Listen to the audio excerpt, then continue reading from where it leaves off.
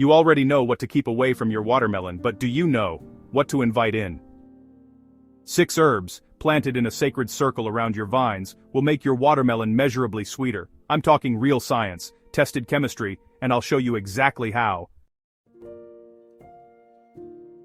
Before we meet our 6 herbs, you need to understand one thing about watermelon. These fruits are 92% water, and yet somehow they concentrate extraordinary sweetness. How? Through a process called sugar transport, where photosynthesis-generated sugars are loaded into the phloem and carried directly into the flesh. Brix is the measure of dissolved sugars in liquid. A commercially grown watermelon typically scores between 8 and 10 Brix. A garden-grown watermelon, given the right companions, can reach 12 to 14, nearly double the sweetness. And the difference isn't fertilizer, it's relationship. Every stressor your watermelon experiences, pest attack, poor pollination, soil imbalance, pulls energy away from sugar production. The plant diverts resources to defense instead of sweetness. What our herbs do is remove those stressors, one by one. When the plant is at peace, it pours everything into the fruit. Let's meet them.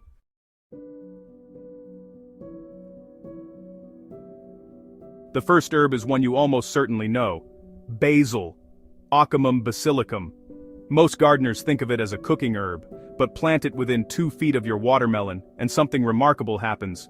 Basil releases volatile organic compounds into the air around it, specifically linalool and eugenol, that disrupt the navigation systems of thrips and aphids, 2 of watermelon's most damaging pests. These insects find their host plants through chemical signals. Basil scrambles those signals, like interference on a radio frequency. A plant under aphid attack produces jasmonic acid, a stress hormone that redirects energy from fruit production to defense. Fewer aphids means less jasmonic acid. Less jasmonic acid means more energy flowing toward sweetness. Higher Brix. Plant 3 basil plants per watermelon vine, 1 at each of the 3 compass points. Treat them as guardians, because that is exactly what they are. The second herb carries a spiritual elegance I find deeply moving. Nasturtium, Tropaeolum majus. Nasturtium is what ecologists call a trap crop. It is more attractive to aphids than your watermelon is. Aphids will choose nasturtium first, leaving your vines untouched. But here is where the wisdom deepens.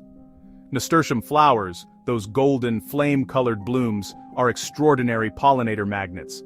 Hoverflies in particular are drawn to them. And hoverfly larvae eat aphids. So nasturtium simultaneously attracts pests away from your watermelon and calls in their natural predators. The garden balanced itself, you simply created the conditions. The third gift, improved pollination. Watermelons require cross-pollination between male and female flowers, and more pollinators means more complete fertilization.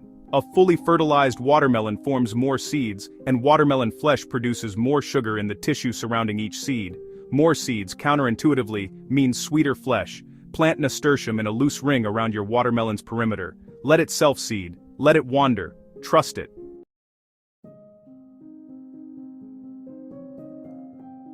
If there is one herb I would call the sacred heart of the watermelon garden, it is borage. Borago officinalis. Those star-shaped, electric blue flowers are one of the bee world's most potent signals.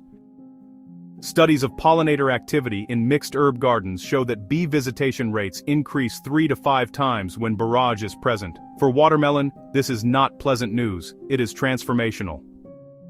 Borage attracts bumblebees specifically who perform something called buzz pollination. Their vibration shakes pollen loose more efficiently than any other bee. More complete fertilization, more seeds formed, and, as we just learned, more seeds means sweeter flesh.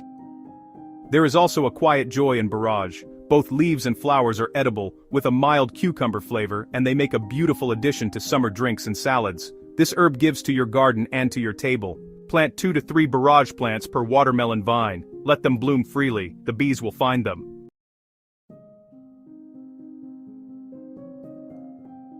Before we continue, I want to pause for a moment. If what you're hearing today is shifting how you think about your garden, about what it means to grow with your plants rather than just for them, then I'd love for you to stay with this community. What we're building at Green Life Zen is a different kind of gardening philosophy, rooted in both science and spirit. Hit the subscribe button and every week more of this will find its way into your world. Now, 3 remaining herbs, and I've saved one of my favorites for last. Lavender. lavandula, angustifolia. In nearly every spiritual tradition, lavender represents protection, calm, and clarity. In your watermelon garden, those qualities are expressed through chemistry. Lavender releases a class of aromatic compounds called monoterpenes, including linalool, which you'll recognize from our Basil conversation, that interfere with the navigation of moths, beetles and flies that prey on watermelon foliage. The scent field extends several feet from the plant. But lavender also calls in long-tongued bees, mason bees, and specific bumblebee species, who are among the most effective pollinators for cucurbit flowers. This is not coincidence. This is a co-evolutionary relationship millions of years in the making. Plant lavender at the outer edges of your garden. Lavender prefers drier soil than watermelon, so distance serves both. Think of it as the outer guardian wall, the first ring of protection from the world beyond your garden. Chamomile is the most quietly powerful herb in this collection. Matricaria chamomilla. Its greatest gift is not above the soil, it's below it. Chamomile roots release compounds including apigenin, a flavonoid, that stimulate beneficial soil bacteria and fungi. Specifically, they enhance mycorrhizal activity, the underground fungal networks that help plant roots access minerals they couldn't reach alone. For watermelon, this matters most for calcium uptake. Calcium is critical to the integrity of fruit cell walls. Better calcium uptake means denser, firmer flesh, which holds sugars more effectively and creates that crystalline sweetness when you bite in. Chamomile's white daisy-like flowers also attract parasitic wasps, small, non-stinging insects that lay their eggs inside aphid colonies, an invisible army, working in silence beneath the surface and above it.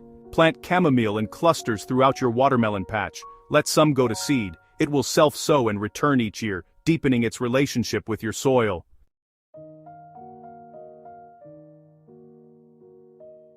Our sixth herb is one I call the predator's temple, dill, Anethum graveolens, and I know what some of you are thinking, didn't we say dill harms watermelon in our previous video? We did. Young dill contains compounds that inhibit watermelon germination, but mature flowering dill is a completely different story.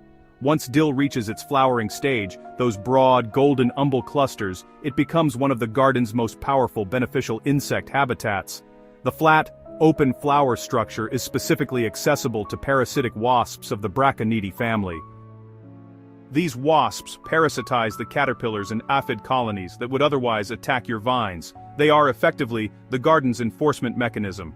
Dill provides them shelter, nectar, and a base of operations. The key is timing. Never plant dill from seed near watermelon seedlings. Instead, transplant established flowering stage dill at the outer perimeter of your garden, beyond the vines, as a host for your beneficial insect allies. Placed correctly, it is one of the most powerful protective forces in your garden.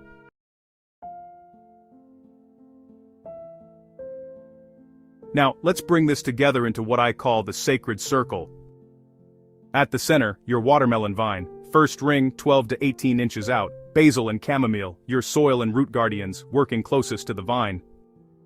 Second ring, 18 to 36 inches, nasturtium and borage, your pollinator magnets, your aphid decoys. Plant this circle in spring when your watermelon seedlings are established. Water consistently for the first 2 weeks, and then, let go. Let the garden find its balance. You've created the conditions. The relationships will do the rest.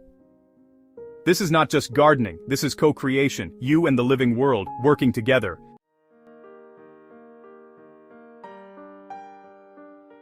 I've created the Watermelon Companion Herbs cheat sheet for you. 6 herbs, their exact mechanisms, planting distances, and 1 Zen ritual for each.